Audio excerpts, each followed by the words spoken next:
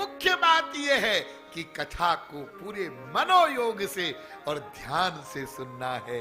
1 minute की भी कथा छूट न जाए और कोई बात ऐसी चली न जाए। देखिए, एक भी बात यदि लग गई, ये जो लगना है ना, ये महापुरुषों की, संतों की जो वाणी है। और जो एक बात आप लोग सुनते हैं ना, एक घड़ी आधी घड़ी और आधी में पुनि आधी, ये विचित्र बात है। एक घड़ी आधी घड़ी आधी रोज में भी आधी, हाँ? यानी 2-4 मिनट, उतना भी तुम सुन लो तो बात बन जाए, ऐसा कहा गया है। जी हाँ। और दूसरी तरफ देखो, एक बात कही गई है, वो भी सुनो। वो क्या है? आवृत्ति रसकृत उपदेशात, उपदेशों की बार बार आवृत्ति होनी चाहिए। तो विरोधी बात होगी ना।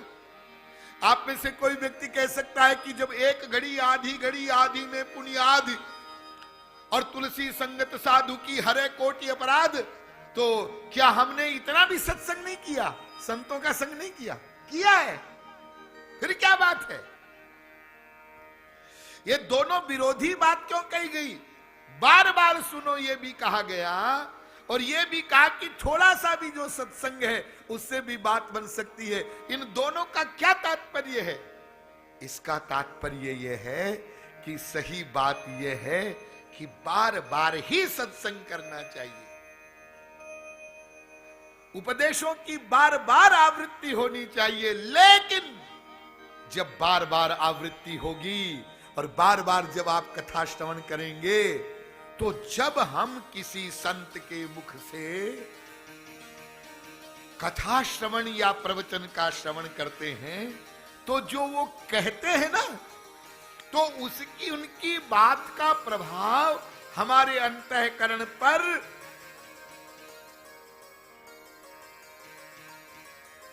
उस मात्रा में पड़ेगा जैसा हमारा अंतःकरण होगा। यह बहुत सूक्ष्म बात है। न मलिन चेतस्युपदेश प्ररोहो जवत, जो मनन अंतःकरण वाला मनुष्य होता है, मलिन अंतःकरण वाला, उसके अंतःकरण में महापुरुष के उपदेश रूपी बीज का अंकुर नहीं फूटता।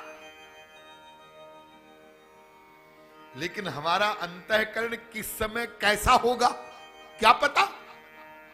हमारी चित्त वृत्ति किस समय कैसी होगी ये तो मालूम नहीं।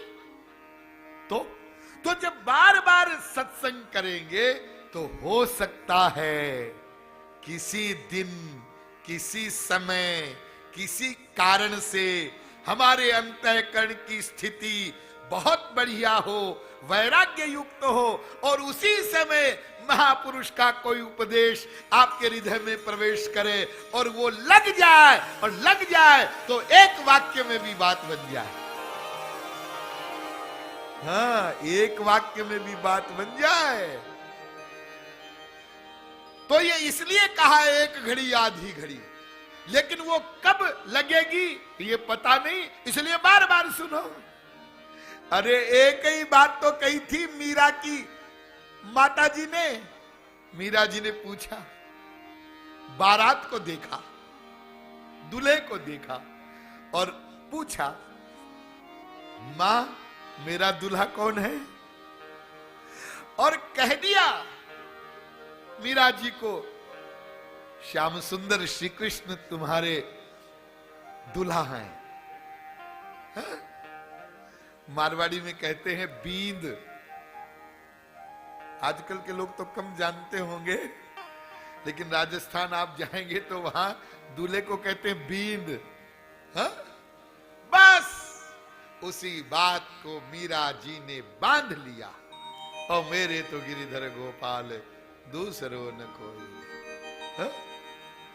जाके सिर पर मोर मुकुट मेरो पति सोई रे। लग गई बात। वाल्मीकि को बात कही थी गुरुजी ने कि तुम जो ये पाप करते हो, इन पापों का फल तुमको ही भोगना पड़ेगा। तुम्हारे रिश्ते वाले, माँ बाप, भाई बहन, कोई इसमें हिस्सा नहीं बांटेंगे। और वाल्मीकि ने जब जाकर के पूछा अपने परिवार वालों से, तो सबने उत्तर दे दिया, तुम पाप करते हो, हम क्यों भोगें। और तब वाल्मीकि को वैराग्य हुआ, ऐसे स्वार्थी हैं सब लोग, फिर मैं पाप क्यों करूं। तो गुरुजी ने कहा, यही बैठ करके राम राम बोलो। इतना बड़ा पापी था वाल्मीकि, राम नहीं बोल सका वो राम। आप 7 अरब मनुष्यों में कोई ऐसा मनुष्य ढूंढ कर ला सकते हैं जो गूंगा ना हो और राम नहीं बोल सके। लेकिन वाल्मीकि इतना बड़ा पापी था, ऐसा हत्यारा, ऐसा लुटेरा, पहले हत्या करे, हाँ, मारे पहले और फिर तलाशी ले। पहले लूट ले फिर मारे नहीं, पहले मारे।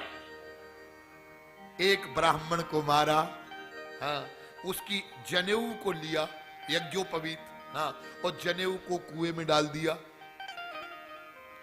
ऐसे उसने इतने ब्राह्मणों की हत्या की कि जनेऊओं से कुएं भर गए।